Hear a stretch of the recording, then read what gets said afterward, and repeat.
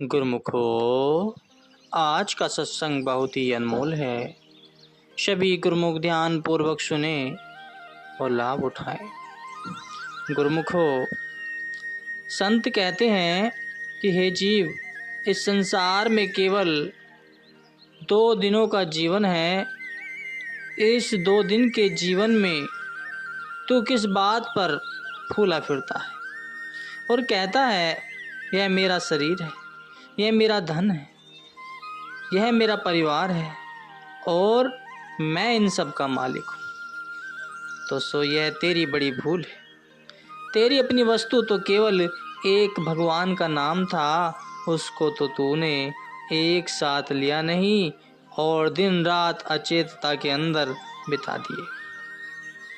इसलिए तेरी हालत पर अफसोस है कि तूने इस मनुष्य चोले को भी बदनाम किया और अंत में खाली हाथ संसार से चल बसा। फिर कहते हैं कि हे मनुष्य, यदि धन लुट जाए तो चिंता न कर, शरीर चला जाए तो परवाह न कर, कुटुंब परिवार साथ न दे तो अफसोस न कर। इनमें एक बात भी चिंता योग्य नहीं है, क्योंकि ऐसा तो एक दिन होना ही है और अंत होकर रहेगा। इसलिए इन बातों की चिंता करना व्यर्थ है।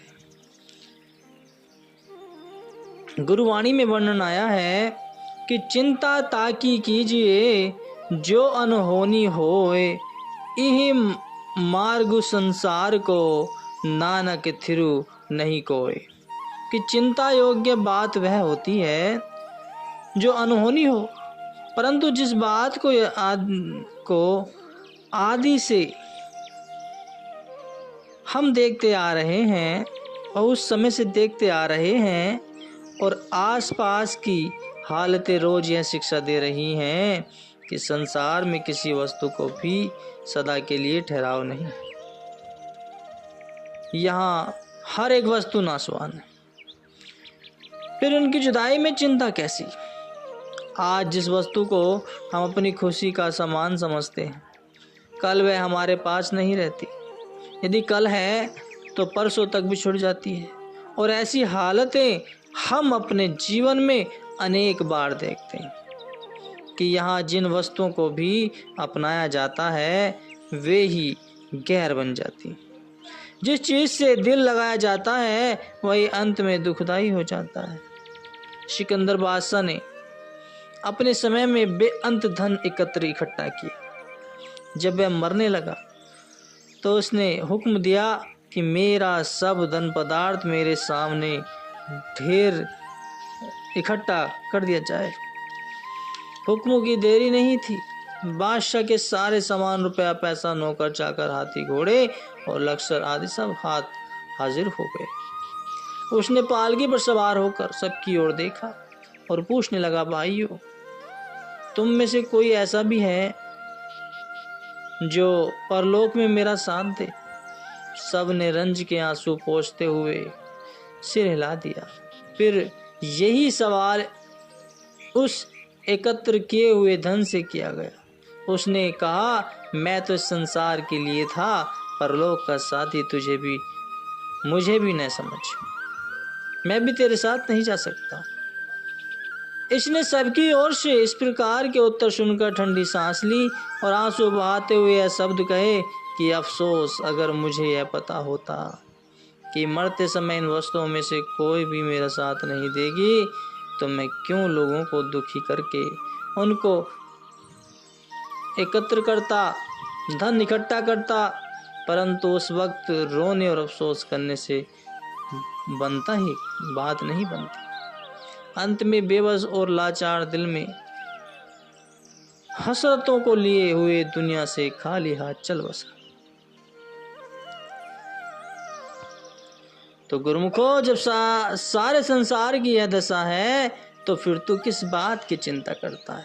रावण अपने समय के अंदर संसार में सबसे महान शक्तिशाली था।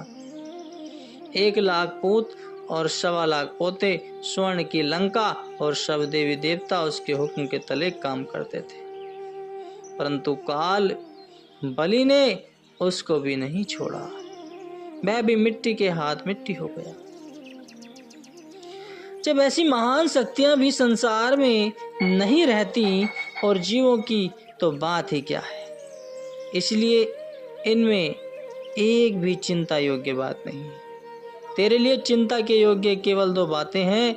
यदि चिंता होनी चाहिए तो उनकी होनी चाहिए। एक यह कि जिन कर्मों के कारण तू सदा ग्रंज और दुख उठाता फिरता है उनसे बाज नहीं आता, बल्कि फिर उन्हीं को करता है और फिर सुख भी चाहता है।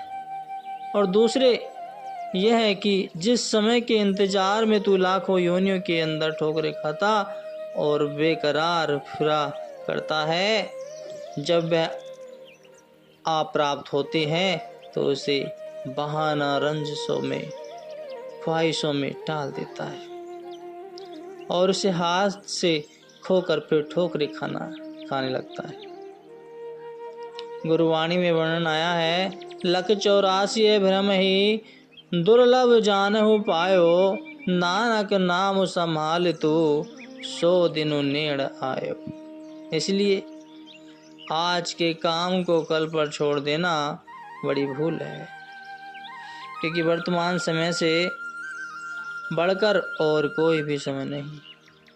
और फिर परमार्थ के काम में सुस्ती करना, उसको आगे के लिए छोड़ देना तो हद दर्जे की नादानी है, क्योंकि जो ख्याल आज है संभव है कल तक न रहे, और जिस ख्याल से शुभ कर्म को दूसरे समय के लिए छोड़ा जा रहा है उस समय वह ख्याल ही न रहे।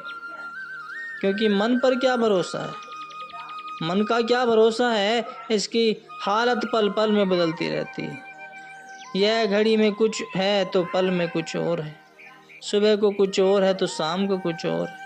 जो ख्याल आज होते हैं वह कल नहीं रहता, यदि कल होता है तो परसों तक सब बदल जाता है। क्योंकि विरुद्ध कर्म तो हर समय हो रहे हैं, उनका असर जो मन पर पड़ता रहता है वह शुभ ख्याल को दबाकर आप प्रधान हो जाते हैं।